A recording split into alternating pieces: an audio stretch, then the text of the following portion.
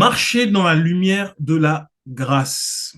C'est le message du jour, c'est le message que le Seigneur nous a mis à cœur pour ce jour. C'est la parole qu'il veut transmettre à ses enfants en ce jour. Et nous profitons également pour saluer les frères et sœurs qui regardent ce culte par YouTube notamment et qui sont bénis et édifiés. Nous prions vraiment que le Seigneur continue son œuvre dans chacune de vos vies. Alors, la semaine dernière, nous avions fini notre réflexion estivale avec le message sur le cœur du Père envers nous. Ce message qui est une bonne nouvelle en soi, une bonne nouvelle pour chacun de ceux qui ont soif de connaître Dieu dans toute sa splendeur, dans toute sa grâce, dans tout son amour et de devenir enfant de Dieu. De même que ce fils prodigue s'était éloigné de son Père, il est revenu à lui et a découvert réellement le cœur de son Père vis-à-vis de lui, à la différence du fils aîné qui était demeuré un bon serviteur dans la maison de son Père, mais qui ne connaissait pas exactement le cœur de son Père.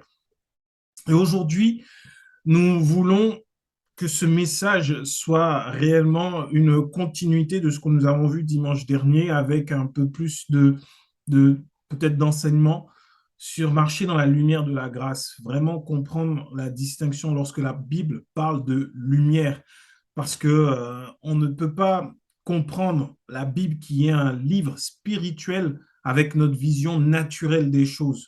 Donc, de vraiment comprendre la lumière.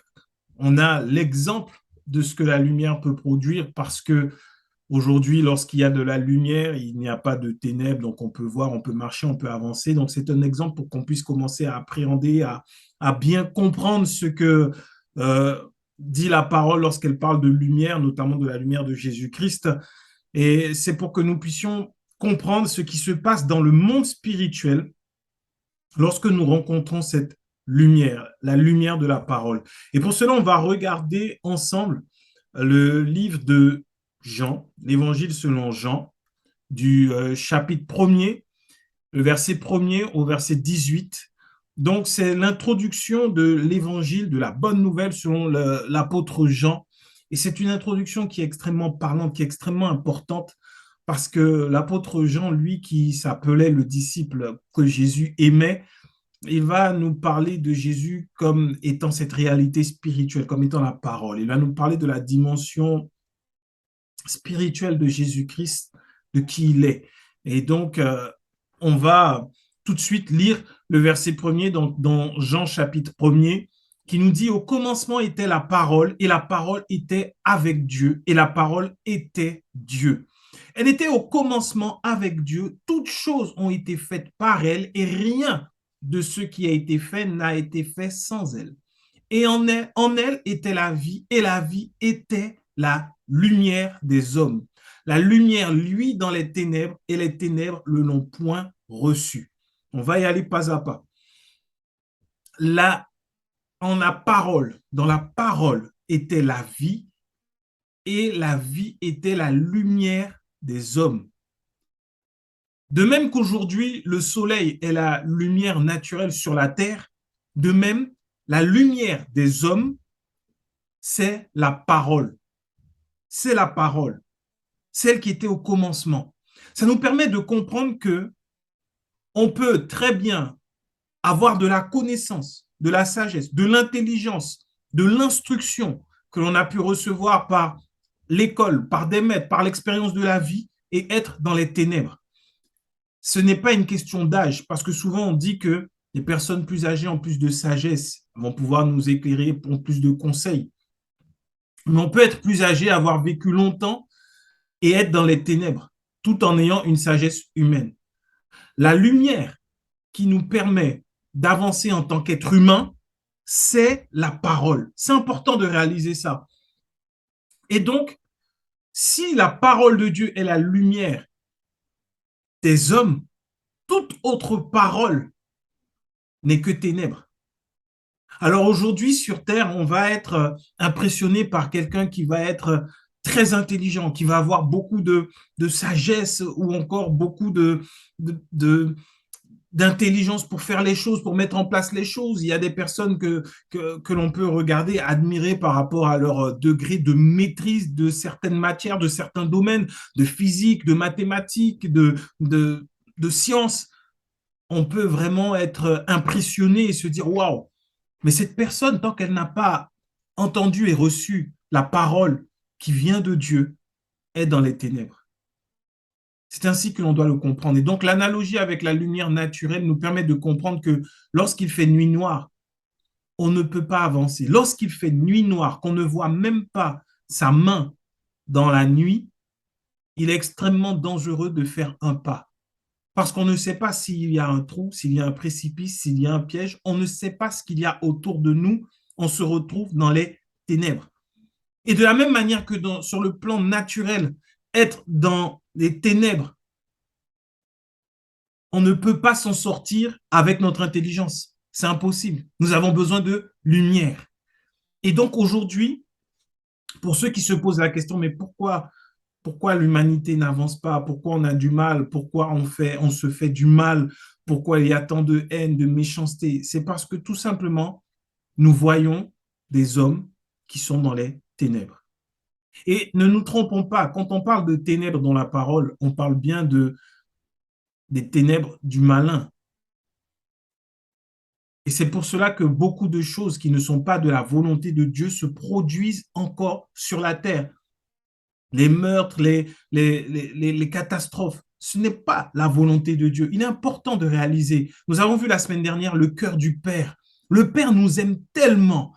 Le Père aime tellement l'humanité. Dieu a tant aimé le monde, l'humanité, qu'il a sacrifié son Fils unique. Non seulement il a sacrifié, il l'a envoyé sur terre dans un corps mortel. Lui, le Créateur, a pris l'apparence d'une de ses créations pour pouvoir sauver justement l'humanité. Donc aujourd'hui, la pensée de croire que Dieu est celui qui est à l'origine des malheurs, des souffrances sur la terre pour pouvoir faire comprendre aux hommes qu'il faut lui obéir, c'est vraiment une pensée satanique. Ça vient des ténèbres, afin de nous maintenir dans les ténèbres. Nous allons voir tout au long de ce message que Dieu n'agit pas ainsi.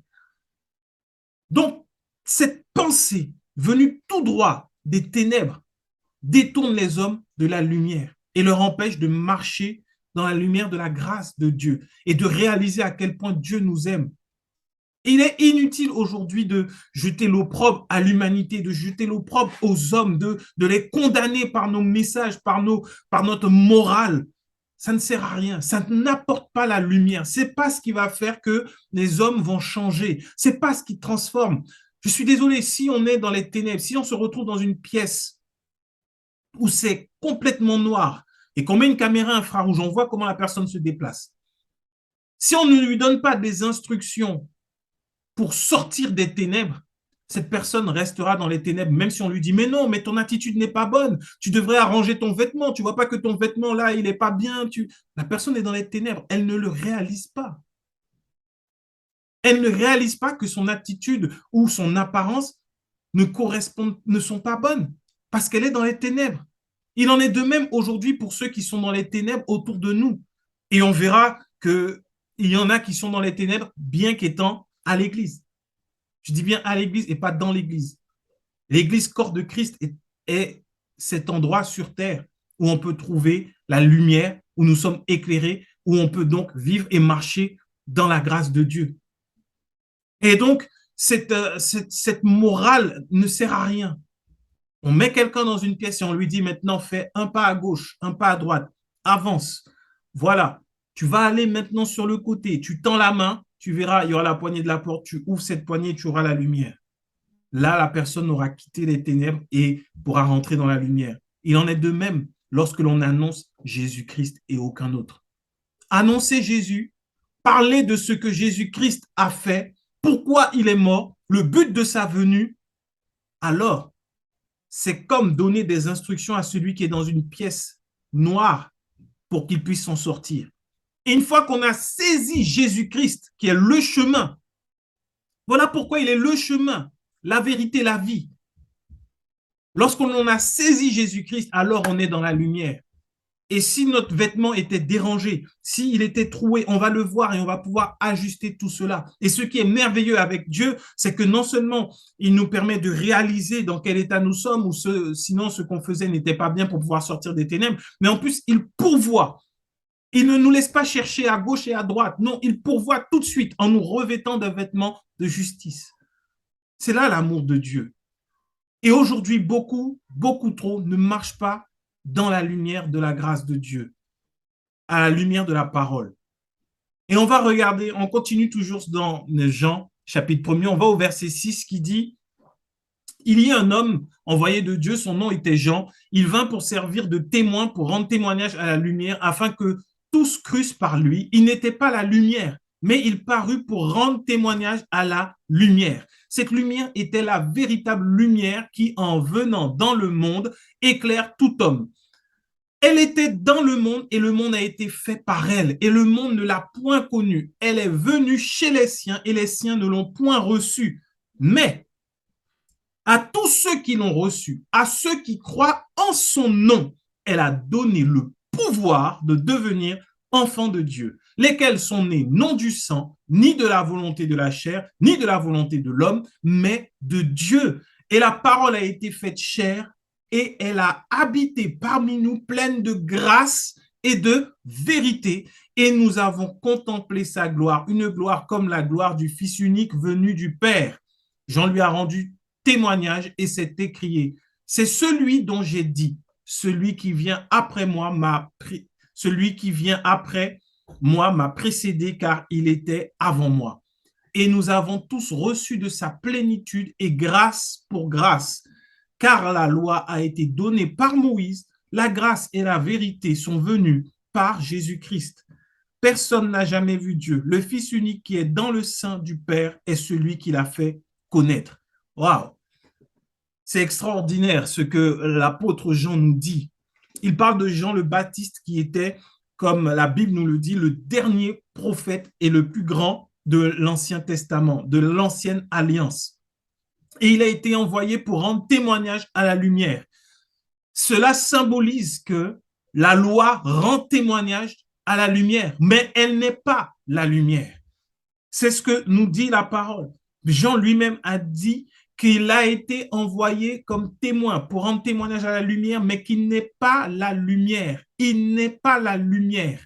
Il est venu juste pour rendre témoignage. C'est exactement ce que la loi, ce pourquoi la loi a été envoyée, pour rendre témoignage de Jésus-Christ. Rien d'autre. Et la Bible dit bien, l'apôtre Jean dit bien que la loi a été donnée par Moïse, la grâce et la vérité. La grâce et la vérité sont venues par Jésus-Christ. La grâce et la vérité. L'annonce même de la venue de Jésus était une annonce de la grâce de Dieu. Grâce sur grâce. Grâce sur grâce. Donc, toujours dans cette analogie entre la lumière et les ténèbres, on comprend que la loi n'est pas la lumière. Et que la loi, donc, maintient les hommes dans les ténèbres. Pourquoi? Parce que par la loi, on ne peut pas connaître le Père. Par la loi, on ne peut pas connaître le Père. Il n'y a que le Fils qui était dans le sein du Père qui nous l'a fait connaître. C'est là la grâce de Dieu. La loi est donc comme un voile qui maintient les ténèbres. Donc aujourd'hui, annoncer la loi, prêcher la loi, c'est maintenir les hommes, les femmes, tous ceux qui ont soif de Dieu dans les ténèbres. Or, marcher dans les ténèbres, c'est laisser pleinement la place à celui qui œuvre dans les ténèbres d'œuvrer dans la vie de ceux qui devraient marcher à la lumière de la grâce. Il y a eu beaucoup de choses autour de, oui, les personnes qui marchent dans la lumière et tout ça. Aujourd'hui, on n'est pas dans l'ésotérisme, on est dans la réalité de la parole. La parole de Dieu est la lumière. Rien d'autre. Rien d'autre. Beaucoup se plaisent aujourd'hui à vouloir taper sur les chrétiens, à vouloir frapper sur eux à coups de versets qui condamnent et qui sont remplis de lois. Et c'est ce qui fait qu'aujourd'hui, et là on va faire ce focus, dans l'Église, nous avons malheureusement beaucoup de nos frères, de nos sœurs qui marchent dans les ténèbres. Alors le monde est dans les ténèbres parce qu'ils n'entendent pas la parole. ils n'entendent pas la vérité. Lorsque nous voulons faire l'œuvre d'évangélisation, nous n'annonçons pas la vérité, nous annonçons des jugements, des sentences. Beaucoup annoncent des sentences. Repentez-vous, car vous allez aller en enfer, vous allez mourir. Ce n'est pas ça la bonne nouvelle. Ce n'est pas la nouvelle que Dieu nous demande d'annoncer, que Jésus demande d'annoncer. Cette nouvelle est une condamnation. Il n'y a personne qui va avoir envie de venir, c'est une condamnation. On va venir dans la crainte et non pas parce qu'on aura réalisé l'amour de Dieu envers nous. Or, ce que nous devons annoncer, c'est la bonne nouvelle du royaume de Dieu. Et le pire, c'est que dans l'Église, on n'annonce plus la bonne nouvelle, mais on annonce la loi, on annonce des préceptes, on annonce des principes qui ne sont en rien la parole, qui est cette lumière qui est censée nous conduire. Mais maintenant, ce n'est pas aussi facile, aussi évident que l'on peut croire. Beaucoup se font avoir et demeurent dans les ténèbres, non pas de leur plein gré, mais à cause de mauvais enseignants de la parole. Et c'est ce qui est terrible et dommage. Et on va comprendre pourquoi on peut se retrouver dans une église où on voit des personnes qui agissent tout comme le monde pourrait agir, ou encore agir, des fois, c'est même, leur attitude est même pire que celle du monde. Et on se pose des questions et on se dit, mais pourquoi? Ils entendent tous, on entend tous la même parole, mais pourquoi? Il faut faire attention. Nous avons déjà vu ça durant l'été, mais la parole, la qualité de la parole que l'on reçoit détermine réellement ce que nous allons produire. Soit nous produisons du fruit pour les ténèbres, soit nous produisons du fruit pour la lumière. Et maintenant, on va regarder ensemble 2 Corinthiens, chapitre 3. On va lire du verset 7 au verset 18, la version du semeur. Et c'est la fin on va lire jusqu'à la fin du chapitre 3 et on va voir le début du chapitre 4. Paul qui parle aux Corinthiens, Paul parle d'une façon vraiment très claire par rapport vis-à-vis de la loi. Paul remet les points sur les i avec les Corinthiens parce qu'à un moment, ils se seront détournés de la parole pour se tourner vers la loi. Et Paul va expliquer quelque chose que nous devons comprendre aujourd'hui pour pouvoir évoluer dans la grâce de Dieu et marcher pleinement dans la lumière. Ce n'est pas anodin de marcher dans la lumière. Marcher dans la lumière signifie que nos pas sont guidés par la lumière, signifie que l'on sait où l'on va, signifie qu'on est dans la paix. Si on pose la question à celui ou même à un enfant qui a peur du noir, il est rassuré quand il y a une veilleuse, quand il y a la lumière qui est là. Là, il peut s'endormir. Il maîtrise son environnement. Il voit, il n'y a pas de monstre caché sous le lit, dans le placard, parce qu'il y a de la lumière. Il en est de même aujourd'hui pour les hommes. Lorsque nous avons la lumière, nous pouvons ainsi évoluer dans la paix. Nous pouvons avancer. Nous voyons clairement ce que nous devons faire. L'Esprit de Dieu nous conduit. Donc, ce n'est pas une notion abstraite, c'est quelque chose de concret. Pendant des années, moi-même, je pensais que ce qui pouvait nous garder, nous sauver, c'était aller à l'église. Or, ce n'est pas vrai. Parce que c'est réduire la parole de Dieu à juste le fait de se réunir dans une église, faire des projets, faire des plans pour l'église, faire de la chorale, aller à gauche à droite, prier ensemble. Et là, on est bien.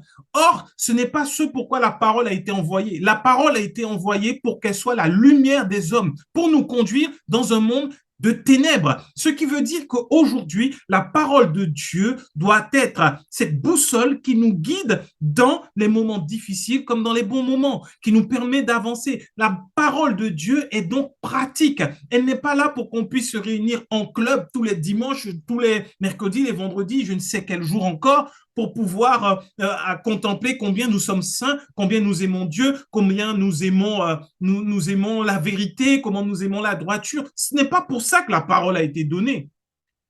La parole a été donnée pour que dans ce monde de ténèbres, nous puissions marcher en étant éclairés et que donc nous soyons saints, sanctifiés, qu'il y ait cette différence entre le monde et nous. Sauf que lorsque la parole, la grâce n'est pas annoncée, alors il y a ténèbres. Et s'il y a ténèbres, il n'y a plus sanctification. Or, nous devons marcher dans la sainteté selon Dieu, dans la foi, à la lumière de la parole de Dieu. Et rien d'autre, rien d'autre.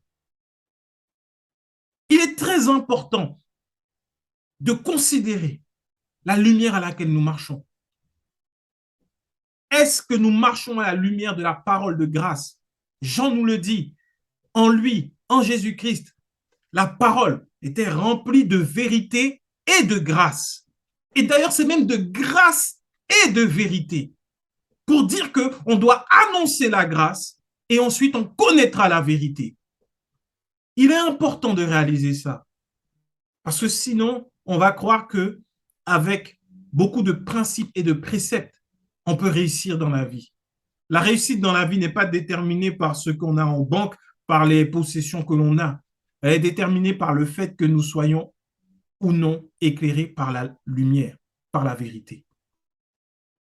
Et donc, regardons 2 Corinthiens 3, le verset 7, qui nous dit « Le ministère de Moïse au service de la loi », je prends la version du Semeur, qui dit donc « Le ministère de Moïse au service de la loi, dont les lettres ont été gravées sur des pierres, a conduit à la mort. » C'est important de le noter. Cependant, ce ministère a été glorieux au point que les Israélites n'ont pas pu regarder Moïse en face à cause de la gloire pourtant passagère dont rayonnait son visage.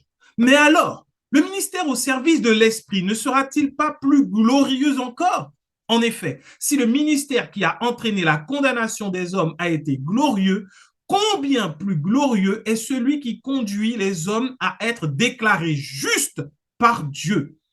On peut même dire que cette gloire du passé perd tout son éclat quand on la compare à la gloire présente qui lui est bien supérieure. Car si ce qui est passager a été touché par la gloire, combien plus grande sera la gloire de ceux qui demeurent éternellement? Pause. Paul parle de façon juste extraordinaire. Ses écrits sont extraordinaires et ça ne peut pas sortir d'un homme. C'est la révélation de Jésus-Christ à travers Paul, qui dit que le ministère de Moïse au service de la loi a conduit à la mort. Aujourd'hui, tous ceux qui veulent s'appuyer sur les 10 commandements pour pouvoir prêcher, enseigner, ou même encore sur les principes de la loi, parce que la loi ne se résume pas aux 10 commandements. La loi est tout un ensemble de décrets, de principes. C'est la loi juive au final. Et tous ceux qui veulent s'appuyer dessus pour pouvoir édifier, nourrir, enseigner les enfants de Dieu, alors conduisent à la mort.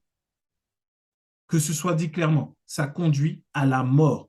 Ce ne sont pas mes paroles, c'est la parole de Dieu. Mais Paul dit après, cependant, ce ministère a été glorieux. La Bible nous dit que Moïse, lorsqu'il allait dans la présence de Dieu, ressortait, son visage était illuminé et donc il mettait un voile pour que le peuple ne voit pas quand la lumière allait disparaître, parce que la lumière finissait par disparaître parce que c'était passager, comme le dit l'apôtre Paul. C'est exactement ce qui se passe aujourd'hui. Croyons-nous bien, soyons bien conscients que ceux qui ont soif de Dieu ont soif de voir Dieu dans sa gloire, ont soif de voir la gloire de Dieu, ont soif de voir la manifestation de la puissance de Dieu. Et si on regarde l'Ancien Testament, on ne peut pas dire qu'on ne voit pas la manifestation de la gloire de Dieu. C'est impressionnant de voir qu'une mer a pu être séparée en deux pour que les enfants de Dieu passent à travers, qu'ils étaient conduits par une colonne de feu, que de l'eau a pu sortir, jaillir d'un rocher, qu'un homme a pu faire des miracles comme Élisée. C'est extraordinaire. C'est beau, c'est impressionnant. Franchement, sincèrement, c'est impressionnant. Sauf que la Bible nous dit que c'est passager. Aujourd'hui, à enseigner encore les principes de la loi, par exemple, enseigner un principe tel que la dîme en s'appuyant sur les ordonnances de la loi, c'est conduire à la mort. Parce que la dîme doit être enseignée en s'appuyant sur la grâce, non pas sur la loi. Et je ferme la parenthèse là. Donc, en prenant plusieurs principes comme ça sortis de la loi, on va voir des choses qui seront glorieuses. C'est ce que Paul dit. Elles seront glorieuses, mais éphémères, passagères. Et donc, ça nous permet de comprendre le mécanisme dans lequel les enfants de Dieu sont enfermés. Un mécanisme qui ne sera jamais satisfait. Or, en Jésus-Christ, nous sommes pleinement satisfaits parce qu'il nous donne tout. Mais lorsque nous sommes sur la loi, il va toujours falloir faire plus, faire encore et encore, parce que ça ne dure qu'un temps. Ça ne dure pas éternellement comme la gloire de ce merveilleux ministère que la grâce de Dieu est. Donc aujourd'hui, beaucoup sont attirés parce qu'ils voient une certaine gloire se manifester au travers des hommes qui se présentent tels des serviteurs de l'Ancien Testament, bien que parlant de Jésus-Christ. Pourquoi les hommes se présentent et comment les hommes se présentent en ministère de l'Ancien Testament?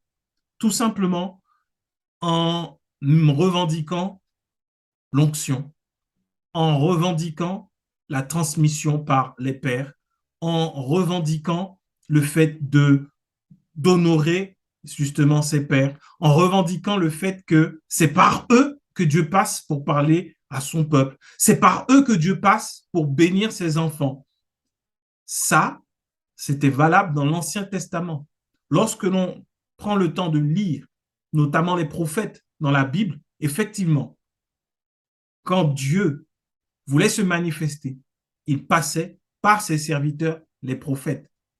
Il passait par eux pour parler au peuple. Et si le peuple agissait mal vis-à-vis d'un des serviteurs de Dieu, vis-à-vis d'un des oints de Dieu, alors ils étaient jugés parce qu'ils s'en prenaient littéralement quelque part à Dieu.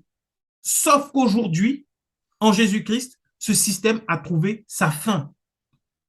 Et donc, la gloire éphémère que beaucoup voient, constatent, elle devient complètement fade, elle disparaît devant la beauté de la grâce. C'est le témoignage qu'aujourd'hui moi-même je peux donner. Hier, j'étais impressionné par les révélations que les hommes pouvaient donner. Hier, j'étais impressionné de voir des hommes lever la main et chasser des démons, avoir des révélations comme ça, de dire aux gens, oui, il y a ci, il y a ça, c'est parce qu'il s'est passé ça avant. Et j'étais impressionné. Mais lorsque vraiment le Seigneur nous a conduits, pas seulement moi, mon épouse et moi, et ceux qui sont là avec nous, vers la lumière, aujourd'hui, tout cela, ce n'est vraiment plus impressionnant. Ça n'a plus de valeur. Ça devient véritablement quelque chose de fade à côté de la beauté de la grâce de Dieu. C'est une chose que de marcher avec la lumière de son portable que de marcher en plein jour. Quand on marche en plein jour, on voit tout. Quand la lumière est resplendissante, quand le soleil est à son zénith. La lumière du téléphone portable ne sert strictement à rien. Aujourd'hui, ceux qui veulent s'appuyer sur la lumière de la loi, c'est comme marcher à la lumière d'un téléphone portable, alors qu'il y a la beauté, la magnificence de la lumière du soleil qui peut nous éclairer. La lumière de la grâce, c'est cette beauté qui ne passera pas. Elle ne passera pas. Il n'y aura pas besoin de faire toujours plus pour pouvoir justement être conduit par la lumière. Non, il n'y aura pas besoin de plus. Il n'y aura pas besoin de combat spirituel pour ça. On n'en aura pas besoin. On aura juste besoin de demeurer en Jésus-Christ, de croire et de recevoir cette lumière qui nous conduit. Le verset 12 de 2 Corinthiens 3 nous dit, cette espérance nous remplit d'assurance. Nous ne faisons pas comme Moïse qui couvrait son visage d'un voile pour empêcher les Israélites de voir la réalité vers laquelle tendait ce qui était passager. Mais leur esprit est devenu incapable de comprendre. Aujourd'hui encore, et c'est valable aujourd'hui au XXIe siècle, encore, lorsqu'ils lisent l'Ancien Testament, ce même voile demeure. Il ne leur est pas ôté, car c'est dans l'union avec le Christ qu'il est levé. On va le redire. Aujourd'hui encore, lorsqu'ils lisent l'Ancien Testament, le même voile demeure. Il ne leur est pas ôté, car c'est dans l'union avec le Christ et personne d'autre qu'il est levé. Aussi, jusqu'à ce jour, toutes les fois que les Israélites lisent les écrits de Moïse, un voile leur couvre l'esprit. Mais comme le dit l'Écriture, lorsque Moïse se tournait vers le Seigneur, il ôtait le voile. Le Seigneur dont parle le texte, c'est l'Esprit. Et là où est l'Esprit du Seigneur, là règne la liberté. Et nous tous qui, le visage découvert, contemplant comme dans un miroir la gloire du Seigneur, nous sommes transformés en son image, dans une gloire dont l'éclat ne cesse de grandir. C'est là l'œuvre du Seigneur, c'est-à-dire de l'Esprit. Comprenons bien ce que Paul dit. Aujourd'hui encore, ça date d'il y a des siècles, avant même que je n'ai été moi-même manifesté sur terre. Donc cette vérité, elle vient de Jésus-Christ. Aujourd'hui encore, lorsque l'Ancien Testament est utilisé, lorsque les principes de la loi sont utilisés, sont annoncés, sont enseignés, il y a le voile qui empêche de voir la gloire de Dieu qui demeure sur l'esprit de ceux qui entendent ce message. Ne considérons pas les miracles, ne considérons pas les révélations, considérons la parole que l'on reçoit, parce que cette parole détermine si nous allons marcher dans la lumière ou si nous allons marcher voilés dans les ténèbres. Et c'est un voile spirituel. Et beaucoup se disent aujourd'hui, les démons m'attaquent. Je ne comprends pas pourquoi je vis ci, je vis ça, parce que moi, c'est ce que je veux, c'est servir Dieu. J'obéis, je donne ma dîme, je jeûne, je prie, je chasse les démons, je fais ceci, je fais cela. Je ne comprends pas pourquoi. C'est comme si je suis encore environné de ténèbres. C'est comme si je suis encore dans les ténèbres. Donc, il faut que je chasse les ténèbres. Il faut que je chasse les ténèbres. C'est parce que tout simplement, à la base, l'enseignement n'est pas celui de la grâce, mais c'est celui qui s'appuie sur l'Ancien Testament. On peut parler de Jésus, on peut dire Jésus, parce que la vérité, c'est que dans l'Ancien Testament, on parle du Christ. On parle de la venue de Christ. On annonce ce que le Christ va faire. Voilà pourquoi Israël attend encore la venue du Christ. Ils attendent encore la venue du Messie. Donc, on se retrouve aujourd'hui, alors que Jésus est venu, alors qu'il a été manifesté en chair, qu'il a été crucifié, que la colère du Père est tombée sur lui, que la grâce de Dieu est pleinement déployée en cette saison pour nous, on se retrouve encore avec des milliers, des centaines de milliers, des enfants de Dieu qui demeurent avec un voile spirituel qui leur empêche de voir la lumière de Christ parce que l'Ancien Testament est enseigné. On leur annonce l'espoir en Jésus-Christ, comme au peuple d'Israël, mais on ne leur présente pas Jésus-Christ. On ne leur enseigne pas Jésus-Christ. Ils ne sont pas dans l'union à Christ. Ils sont dans l'union à un mouvement. Ils sont dans l'union à une église. Ils sont dans l'union à un pasteur. Ils sont dans l'union à tout sauf Christ. Donc, dans les ténèbres. Et c'est le ministère qui mène à la mort. Bien trop partent de façon prématurée. Parce qu'ils prennent le corps et le sang de Jésus sans avoir discerné ce corps. On ne peut pas discerner ce qu'on n'a pas compris, ce qu'on ne nous a pas enseigné. Et on se dit, mais pourquoi j'ai pris la Sainte Seine, je ne comprends pas, la maladie n'est pas partie. Oui, mais on ne t'a pas enseigné Jésus-Christ dans sa grâce. En Jésus, il y a la guérison. En Jésus, il y a le salut. En Jésus, il y a ça. C'est ce qu'on enseigne. Sauf qu'après, on dit, mais maintenant, si tu veux plaire à Dieu, il va falloir faire. Et après, le reste, ça devient principe, ça devient loi. Il va falloir faire une alliance. Il va falloir dresser un autel. Il va falloir chasser les démons. Il va falloir honorer tes pères. À partir de là, on a mis le voile. Et donc, la grâce qui se trouve effectivement en Jésus-Christ ne parvient pas à ceux qui sont voilés. Or, la liberté, c'est pour ça que l'apôtre Paul dit que il prend l'exemple même de Moïse. Moïse avait ce voile, donc il n'était pas libre. Il marchait avec un voile constamment, il n'était pas libre. Mais une fois qu'il était devant Dieu, dans la présence de Dieu, il pouvait enlever ce voile et donc être libre. De même, aujourd'hui, Christ est venu et nous avons reçu le Seigneur, l'Esprit, qui nous rend libres, qui nous affranchit des préceptes et des principes de la loi. Parce que là où l'Esprit du Seigneur est, là, il y a de la liberté.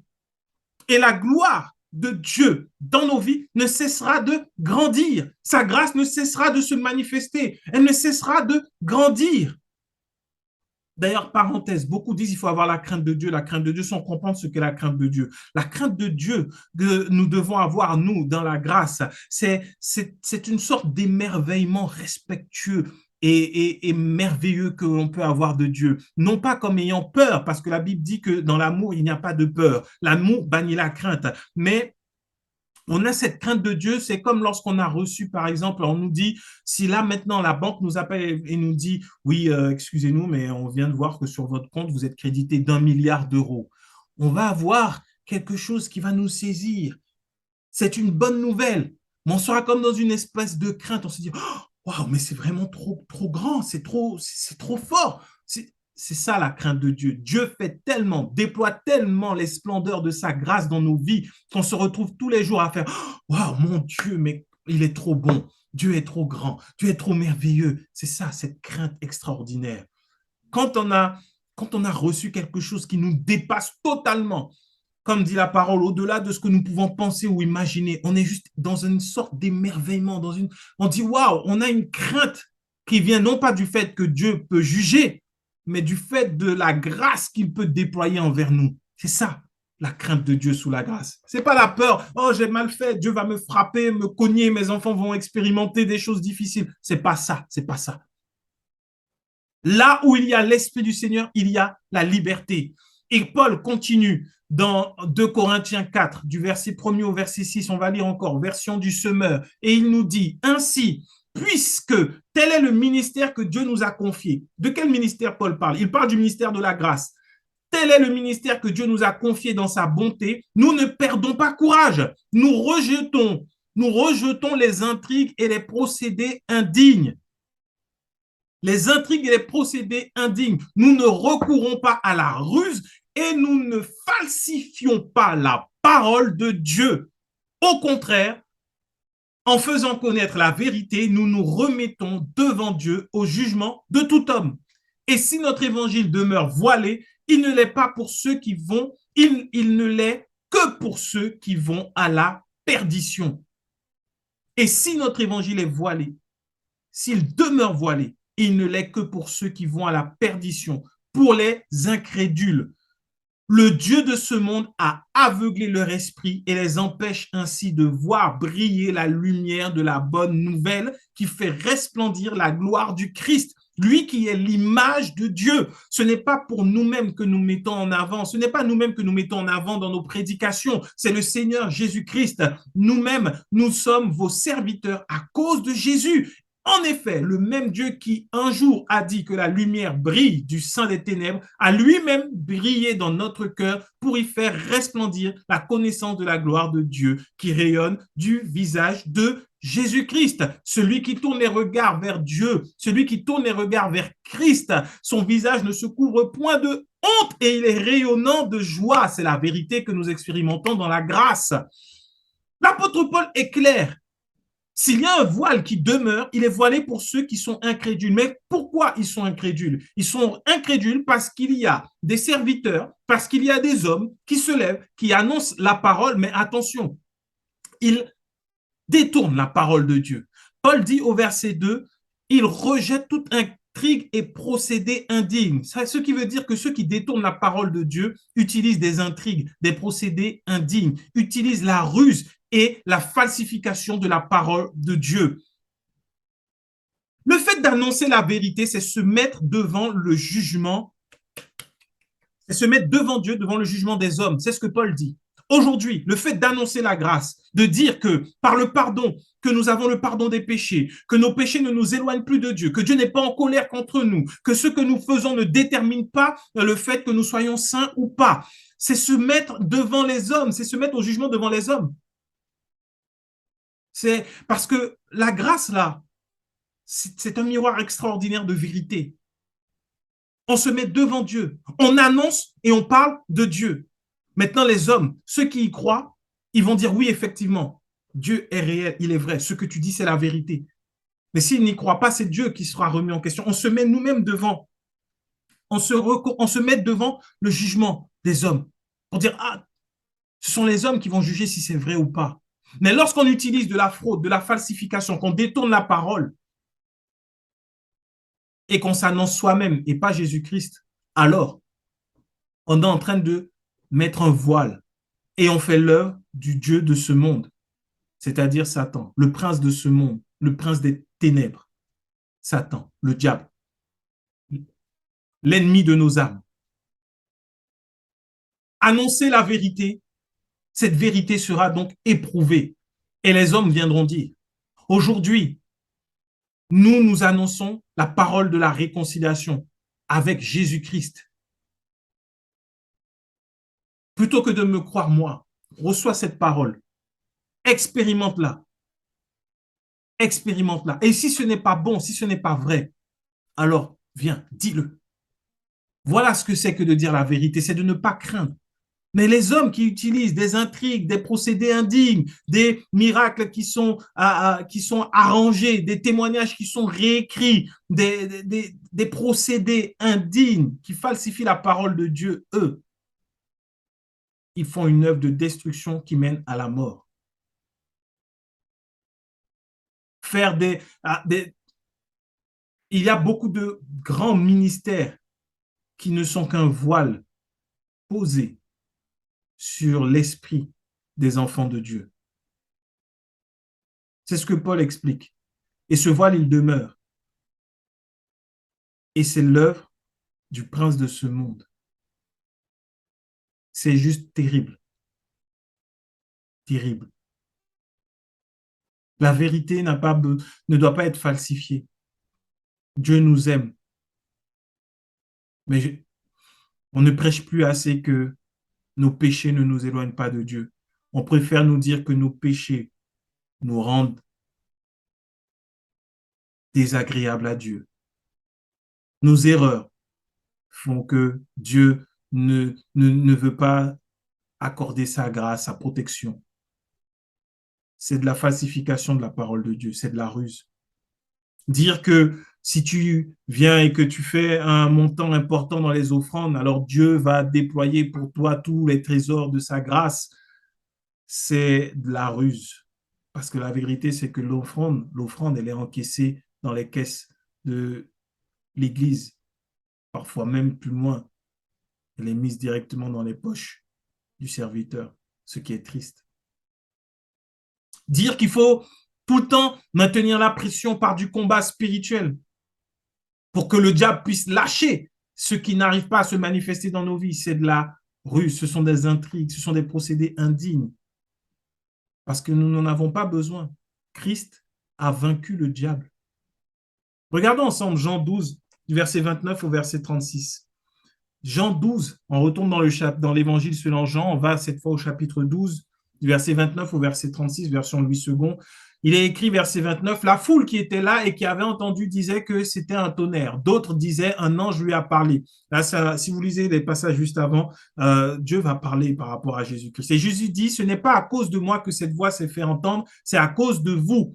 Maintenant a lieu le jugement de ce monde. Maintenant, le prince de ce monde sera jeté dehors.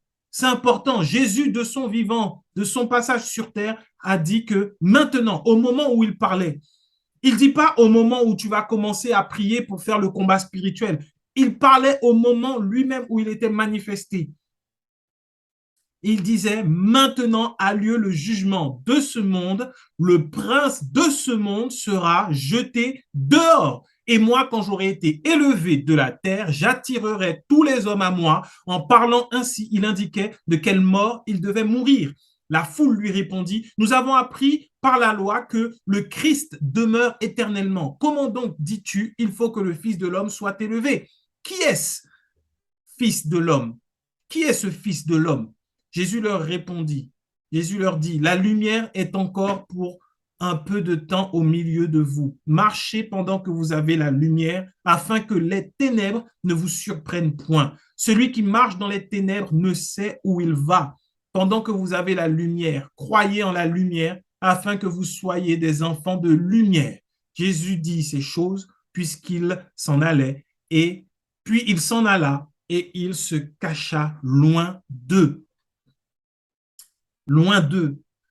Jésus parle bien du jugement du monde et du prince de ce monde. En parlant de Satan, il sera jeté dehors. Il n'aura plus le pouvoir d'agir sur qui? Ceux qui marchent dans la lumière, ceux qui viennent à lui, ceux qui croient en lui. Croyez en la lumière afin que vous soyez des enfants de lumière. Jésus-Christ l'a annoncé, il l'a déjà dit, c'est fait. Donc, tous les procédés pour chasser les démons, pour convaincre, pour battre le diable, pour mettre la protection, faire l'onction d'huile sur les portes de la maison pour que les démons ne puissent pas rentrer et tout ça. Là encore, c'est un mauvais enseignement sur l'onction d'huile. L'onction d'huile existe également dans la grâce, mais nous devons comprendre pourquoi l'utiliser. Tout cela ne sert à rien. C'est falsifier la parole de Dieu. Et on ne marche pas dans la grâce de Dieu. Jésus dit bien, marchez pendant que vous avez la lumière. Aujourd'hui, Jésus est avec nous tous les jours par son esprit. Donc, lorsque nous marchons dans la lumière, les ténèbres ne nous surprennent point. Ce qui veut dire que quand tu dors toujours dans la lumière. Alors, les ténèbres ne peuvent pas venir. Même si tu fais un mauvais rêve, ça reste un mauvais rêve. Tu te rendors en paix parce que tu es dans la lumière. Le mauvais rêve ne peut pas venir te toucher. Ça arrive. La Bible nous dit également que les songes parfois viennent de l'activité qu'on a dans la journée. Donc, soyons en paix. Si tu as entendu une mauvaise nouvelle ou si tu as regardé un mauvais film, des films à la mode là, avec des bêtes, et tu vois une bête qui court après toi, laisse, c'est juste parce que tu as vu le film. C'est pas le diable qui essaie de venir voler ta bénédiction. Dors en paix.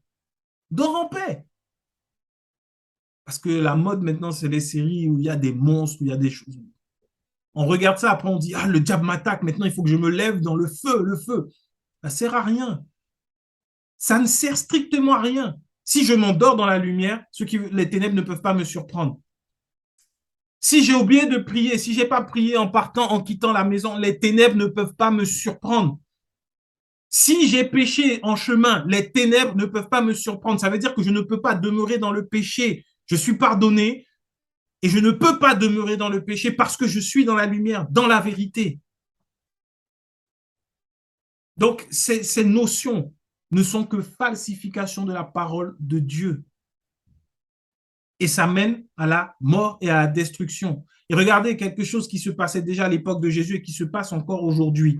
Jean chapitre 12. On continue, on va juste un peu plus bas, on va au verset 42.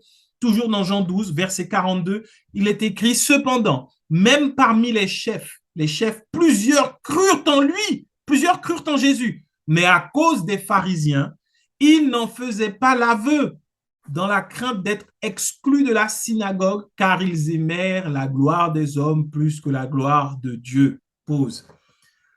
Plusieurs des chefs de la synagogue, plusieurs des chefs vont entendre, vont croire en Jésus, mais ne vont pas confesser Jésus-Christ de leur bouche. Ils ne vont pas confesser Jésus. Ils ne vont pas reconnaître la grandeur, la beauté, la splendeur de Christ. Et à cause de quoi ils aimaient la gloire des hommes plus que la gloire de Dieu. Aujourd'hui, c'est encore le cas. Ne laisse pas que la gloire des hommes t'intéresse plus que la gloire de Dieu. La gloire de Dieu ne s'arrêtera pas. La gloire des hommes est éphémère. La gloire des hommes dure tant que tu plais aux hommes. Lorsque tu ne plais plus aux hommes, la gloire des hommes s'arrête. Alors que la gloire de Dieu dure pour toujours parce que désormais tu fais plaisir à Dieu, non pas par tes œuvres, mais par Jésus-Christ. Et comme Christ a tout accompli parfaitement, jamais tu ne décevras le Père. Toujours tu feras son plaisir en demeurant dans la foi en Christ. Mais beaucoup aujourd'hui, ils ont certainement entendu la parole de la grâce. Ils se disent, mais waouh, c'est merveilleux, mais je ne vais pas quitter mon église, j'ai des responsabilités, j'aime bien avoir des gens qui me suivent, j'aime bien moi-même aussi être considéré comme un papa, être considéré comme un mentor, être considéré comme un père spirituel. Donc, ce qu'il dit là, c'est bon, mais je ne quitte pas mon église. C'est exactement ce qui arrivait à ces chefs à ce moment-là. Il y en a qui entendent le message de la vérité, mais ils ne quittent pas leur église parce qu'ils aiment la gloire des hommes. La Bible est claire. La Bible est très claire. C'est parce qu'ils aiment la gloire des hommes. Ah, mon responsable, quand il prie, waouh, c'est merveilleux. Ah non, lui, c'est un bon responsable. Il est intègre, il a un bon cœur. Franchement. Et la parole annoncée dans l'église n'est pas bonne. Mais comme tu aimes la gloire des hommes, tu demeures là toujours. Et le pire, c'est de se mentir à soi-même et de dire non, moi je demeure parce que le Seigneur m'a donné une mission, je vais changer ça. Tu ne vas rien changer du tout. Dieu veut que toi, tu viennes dans la lumière et que la lumière brille et que le Christ soit glorifié. Verset 44 nous dit, or Jésus s'était écrié, celui qui croit en moi, non pas en moi, mais en celui qui m'a envoyé, et celui qui me voit celui qui m'a envoyé. Je suis venu comme une lumière dans le monde, afin que quiconque croit en moi ne demeure pas dans les ténèbres. Si quelqu'un entend mes paroles et ne les garde point, ce n'est pas moi qui le juge, car je suis venu non pour juger le monde, c'est important, c'est un passage qu'on peut noter, surligner dans notre Bible, pour le jour où une pensée viendrait nous dire, oui, c'est Dieu qui te juge. Jésus dit lui-même, je suis venu non pour juger le monde, mais pour sauver le monde. Celui qui me rejette et qui ne reçoit pas mes paroles a son juge, la parole que j'ai annoncée. c'est elle qui le jugera au dernier jour. Au dernier jour, car je n'ai point parlé de moi-même, mais le Père qui m'a envoyé m'a prescrit lui-même ce que je dois dire et annoncer. Et je sais que son commandement est la vie éternelle. C'est pourquoi les choses que je dis, je les dis comme le Père me les a dites. Aujourd'hui, beaucoup pensent que le diable est sur leur dos, le diable ne les lâche pas, le diable est même en train de coller leurs semelles comme leur ombre. Mais en fait, Jésus a dit une chose qui est très vraie, que lui n'est pas venu pour juger, pour sauver. Et tant qu'il ne revient pas, il n'est pas venu pour juger. Il est venu pour sauver. Et que s'il y a bien quelque chose qui juge, c'est la parole qui a été annoncée. Tout simplement, accepter qu'un homme soit la source de notre bénédiction, c'est appeler le jugement sur notre vie parce que la parole dit que nous sommes bénis en Christ de toutes les bénédictions. Donc, si tu vois des malheurs qui arrivent dans ta vie alors que tu es fidèle dans ton église, extrêmement dévoué à ton pasteur, ton papa, ton daddy, ton bishop, tout ce que tu veux, sache qu'il y a une parole qui a été prononcée qui te juge. C'est cette parole qui dit que n'appelez personne sur cette terre père, car un seul est votre Père. Si tu dis non, mais par lui, je reçois la grâce, je reçois le manteau de sa grâce, il y a une parole qui dit que nous avons en Jésus-Christ. Nous recevons la grâce en Jésus-Christ. Le salut est en Jésus-Christ. Et si nous prenons le temps d'observer tout ce qui se fait aujourd'hui dans l'Église moderne, nous voyons que finalement, les enfants de Dieu, dans une grande majorité, ne sont pas combattus par le diable, mais ils sont combattus par la parole elle-même, qui devient un jugement pour eux. Celui qui mange et boit sans discerner le corps et le sang de Jésus mange et boit un jugement contre lui-même. Et c'est à cause de cela qu'il y a beaucoup de malades, d'infirmes et qu'un grand nombre en sont morts. C'est ce que Paul dit dans Corinthiens. Réalisons un peu. Marcher dans la lumière de la grâce, c'est marcher tout simplement en ayant Jésus-Christ seul comme lumière dans nos vies, en étant dans l'union à Christ et rien d'autre. Et on va finir avec Éphésiens 6, du verset 10 au verset 20, que j'invite également à la maison à lire dans la version du Semeur, qui dit: au reste, fortifiez-vous dans le Seigneur et par sa force toute puissante, revêtez-vous de toutes les armes de Dieu afin de pouvoir tenir contre les ruses du diable, car nous n'avons pas à lutter contre la chair et le sang, mais contre les dominations, contre les autorités, contre les princes de ce monde de ténèbres, contre les esprits méchants dans les lieux célestes. C'est pourquoi prenez toutes les armes de Dieu afin de pouvoir résister dans le mauvais jour et tenir ferme après avoir tout surmonté. Tenez donc ferme, ayez à vos reins la ceinture de la vérité pour ceinture, revêtez la cuirasse de la justice, mettez pour chaussure à vos pieds le zèle que donne l'évangile de paix, prenez par-dessus tout cela le bouclier de la foi avec lequel vous pourrez éteindre tous les traits enflammés du malin. Prenez aussi le casque du salut et l'épée de l'esprit qui est la parole de Dieu. Faites en tout temps par l'esprit toutes sortes de prières et de supplications. Veillez à cela avec une entière persévérance et priez pour tous les saints. Priez pour moi afin qu'il me soit donné, quand j'ouvre la bouche, de faire connaître hardiment et librement le mystère de l'évangile pour lequel je suis ambassadeur dans les chaînes et que j'en parle avec assurance comme je dois en parler. La version du Semeur dit clairement les choses, de prier tout le temps, de faire des prières qui sont conduites par l'esprit. Et Paul, là, si on prend le temps de méditer, ce que je veux encourager tout un chacun à faire, et nous reviendrons probablement dessus la semaine prochaine. La parole, la vérité, Jésus-Christ. Nous avons vu en Jean qui est cette lumière qui est venue dans ce monde, qui est la parole qui est venue dans ce monde. Alors, elle nous permettra d'avancer et de tenir ferme, peu importe les épreuves. Parce que toutes ces armes que Paul décrit par rapport à tout ce qui œuvre dans les ténèbres, les fameux démons, les fameuses entités démoniaques, il ne nous parle que d'une chose, de la parole. En gros, il nous dit de demeurer dans la lumière afin de tenir ferme. Demeurons dans la lumière de la parole. La vérité, c'est la parole. Nous l'avons vu. Elle est venue. pleine de grâce et de vérité. La justice, nous l'avons par la parole. Nous avons du zèle par la parole. Tout est la parole. Aujourd'hui, ta vie ne te fait pas plaisir. Il y a encore des domaines où tu as l'impression d'être sous la malédiction plutôt que d'être dans la bénédiction. Il faut que le voile soit ôté et que nous, nous contemplons le visage découvert, la magnificence de notre Dieu et que nous soyons transformés à son image, de gloire en gloire. Marcher dans la lumière de la grâce et les ténèbres ne nous surprendront jamais. Dieu nous bénisse tous. Seigneur, merci pour ta parole, merci pour ta grâce, merci pour ta vérité. Que nous puissions demeurer attachés à Jésus-Christ, notre Seigneur, notre Roi, notre Maître, notre grand frère, notre boussole, et que nous soyons guidés chaque jour par ton esprit, par ta parole. Nous avons tant besoin de toi. Nous reconnaissons que parfois, des doutes peuvent venir et vouloir remettre le voile.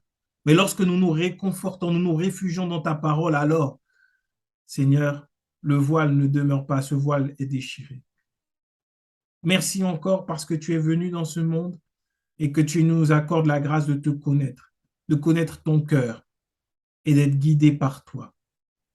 Père, merci encore pour cette semaine à venir, que tes bénédictions qui ne sont suivies d'aucun chagrin en Jésus-Christ nous accompagnent pleinement. Dans le nom précieux et merveilleux de Jésus. Amen.